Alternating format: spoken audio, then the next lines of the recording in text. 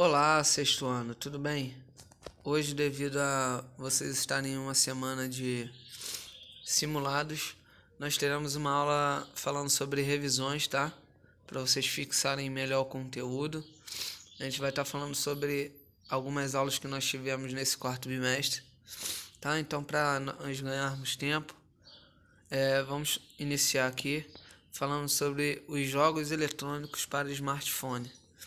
Nessa aula, pessoal, nós vimos que existem alguns jogos hoje em dia que você consegue tanto jogar no celular como num videogame, ou seja, antigamente era necessário para você poder fazer um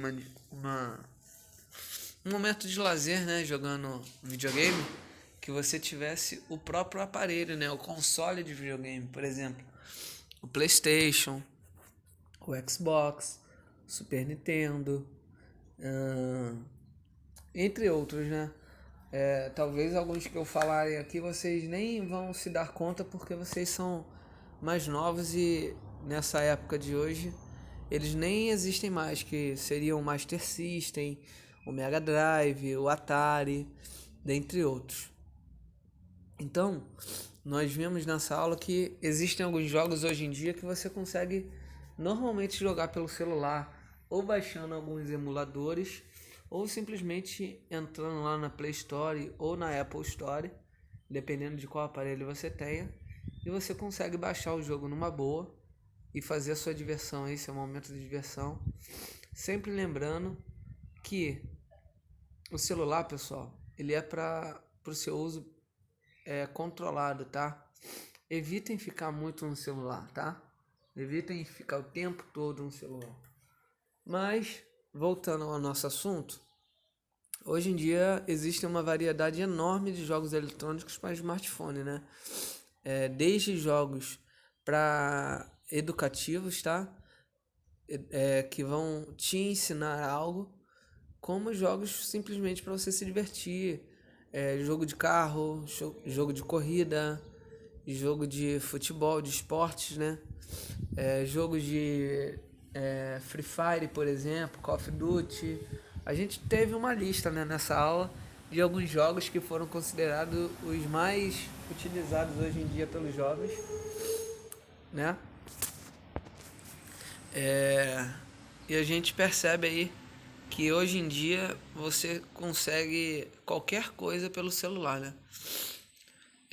Na segunda aula nós falamos sobre a luta Marajoara. É uma luta que é na ilha de Marajó, tá? É uma luta parecida com uma luta greco-romana, mas que o objetivo é colocar as costas do seu adversário no chão. Essa luta, por característica, ela não tem um tatame, por exemplo, não tem um local culturalmente específico, tá? Geralmente eles fazem isso na praia, na areia, tá? É uma luta onde ela é muito cultural dessa região, tá? Na região de Marajó, na ilha de Marajó. E a gente viu algumas características bem interessantes dela, ok? O nosso terceiro assunto, a gente falou sobre nutrição e atividade física. Esse assunto ele é muito importante porque nessa aula a gente conseguiu diferenciar o que é proteína, o que são carboidratos, o que são os óleos, o que são os minerais, as vitaminas, né?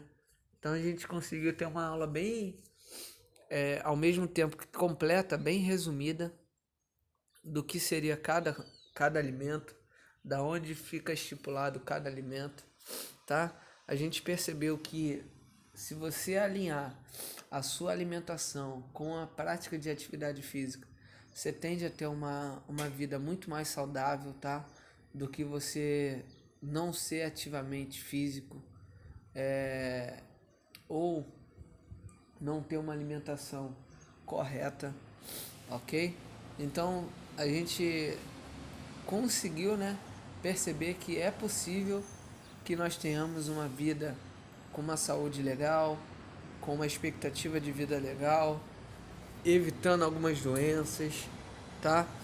Claro que a gente não tem como evitar que as doenças cheguem até nós, né? Às vezes pode ser que chegue, mas se a gente tiver hábitos saudáveis, se a gente tiver uma alimentação saudável, se a gente tiver uma prática de atividade física diária, com certeza nós vamos evitar muitos problemas na nossa saúde e com certeza algumas doenças que poderiam chegar com mais facilidade, se vierem por conta da nossa genética, né, por conta dos nossos pais, dos nossos avós, da nossa família, elas vão vir com muito mais dificuldade se vão chegar, né?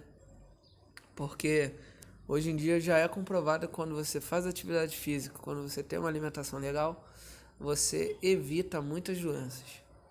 E, por último, nós vimos a capacidade física, que é a velocidade.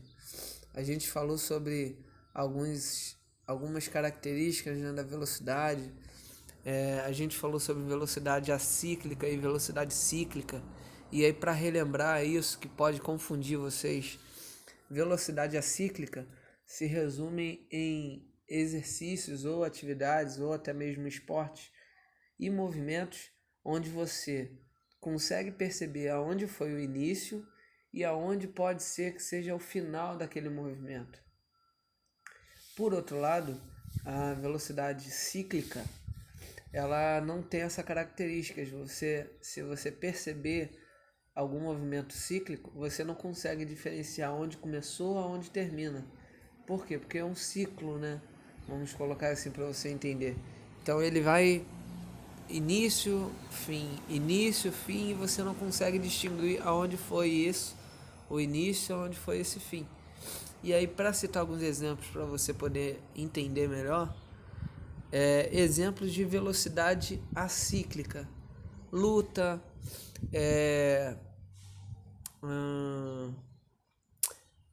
a corrida, por exemplo, no futebol, que você vê o atleta começando a correr e vai chutar a bola, e por exemplo no vôlei, um salto, e velocidade cíclica. A própria corrida de rua, o ato de você pedalar a bicicleta, tá andando de bicicleta, pedalando, você consegue ver ali uma velocidade cíclica. Existe a natação, por exemplo, que você vê ali o atleta, braço direito, braço esquerdo, braço direito, braço esquerdo, nadando.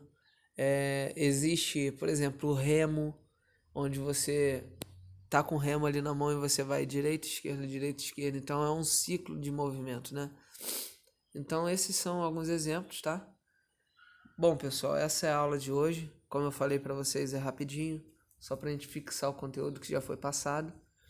Fiquem todos com Deus, tenham uma ótima semana, até a semana que vem.